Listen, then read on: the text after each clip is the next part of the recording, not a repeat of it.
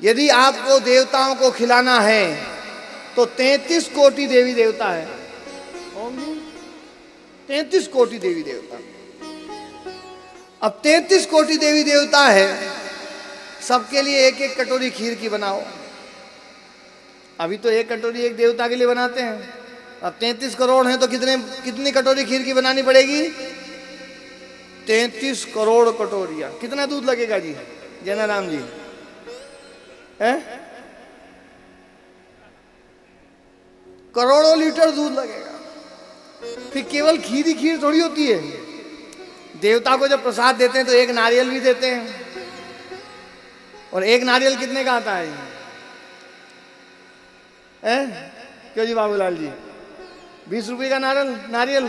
तो 33 करोड़ नारियल कितने के आएंगे?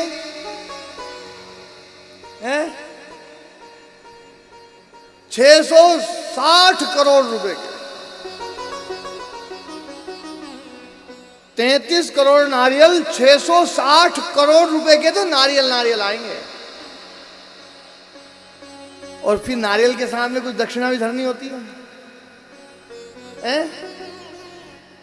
यदि एक एक रुपए भी दक्षिणा धरे ना तो भी 33 करोड़ रुपए चाहिए। एक एक रुपया, एक एक नारियल और एक एक कटोरी खीर की, ये तो कम से कम चाहिए। क्या ये पूजा तुम कर सकते हो?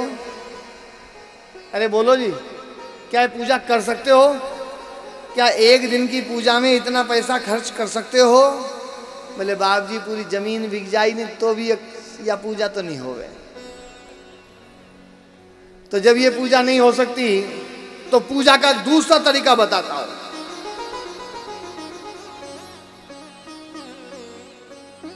33 करोड़ देवी देवता जिस गौ माता में है, उस गौ माता को भरपेट खिला दो। यदि उसको तुम भरपेट खिला दोगे तो 33 करोड़ देवी देवताओं का भोजन प्रसाद हो जाएगा।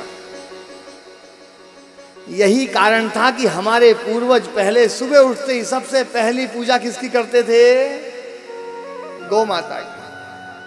सबसे पहले उसी को भोजन कराते थे। अपने भोजन की व्यवस्था बाद में होती थी, पहले गौ माता के भोजन की व्यवस्था होती थी।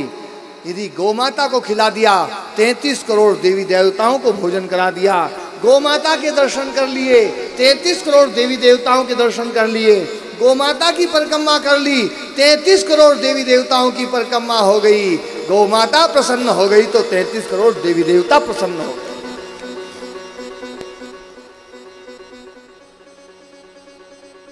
ये तरीका है। इसलिए मैं कई बार एक गीत गाया करता हूं।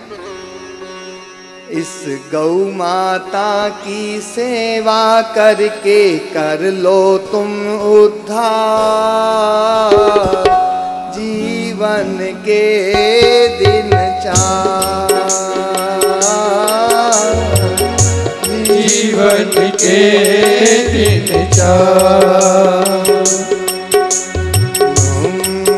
गौ माता करती है हम सबको भव सागर से पार, जीवन के दिन चार, जीवन के दिन चार। ताली बजाते हुए आपकी ताली की आवाज मेरे पास आनी चाहिए। ये ताली बजाने से हमारे हाथ में जितने भी एक्यूप्रेशर पॉइंट हैं वो सारे एक्यूप्रेशर पॉइंट सक्रिय हो जाते हैं। ये हमारे पूर्वज जो भजन करते थे ना ताली बजा बजा करके, वो उसके साथ में हमारे शरीर का विज्ञान जुड़ा हुआ था।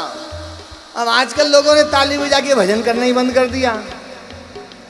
तो भगवान भी अगले जन्म में हिजड़ा बना देगा, भी हिजड़ा बना के ताली बजाना। इसलिए सब ताली बजा करके भगवान का, गौ माता की का भजन गाएंगे ना। जीवन के दिन चार, जीवन के दिन चार। जो मानव जीवन में करता है। जो मानव जीवन में गौ सेवा करता है। एक एक पंक्ति में ध्यान देना, एक एक अक्षर पर, एक एक शब्द पर ध्यान देना, क्या भाव है देखो।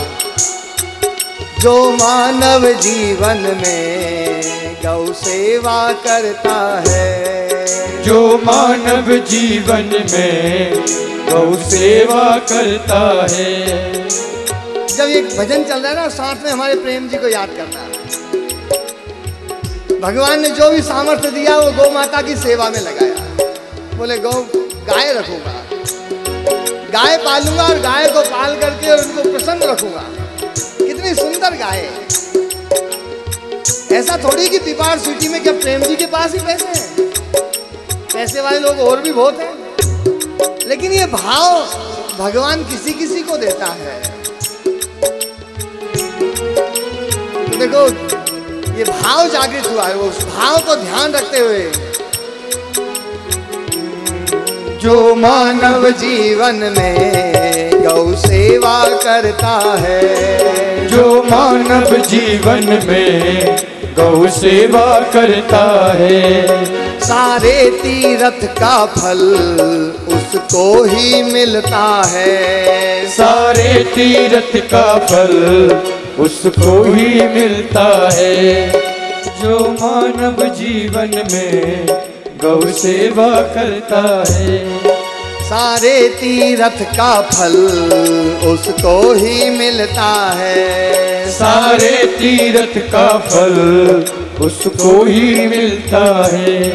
सारे तीर्थ की जननी है गौ माता, सुख की सार जीवन के इस गौ माता की सेवा करके कर लो तुम उद्धार जीवन के दिन चार। ताली बजाते हुए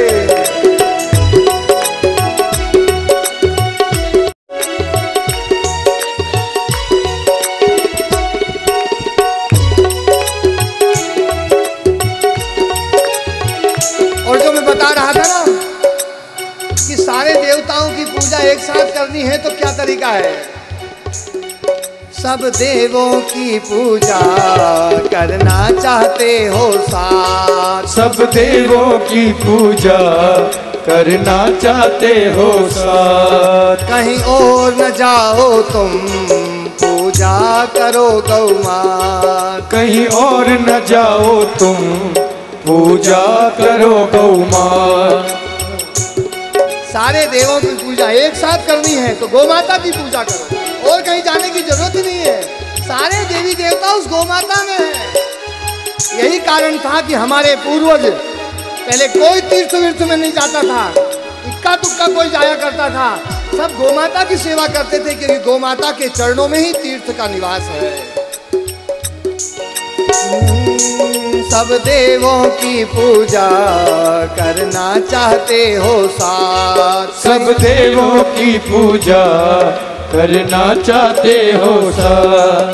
कहीं और न जाओ तुम पूजा करो गौ माँ। कहीं और न जाओ तुम पूजा करो गौ माँ।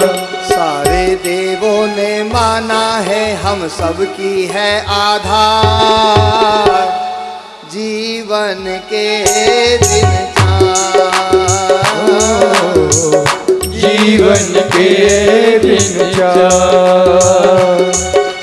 गौ माता की सेवा करके कर लो तुम उद्धार जीवन के दिन चार। जीवन के दिन चार।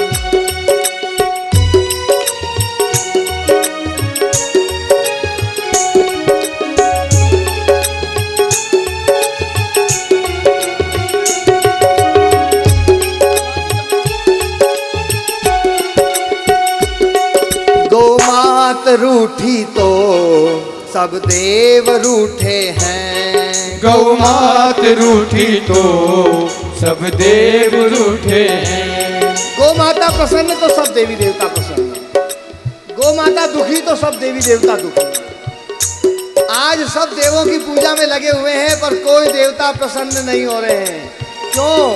क्योंकि गौमाता दुखी है।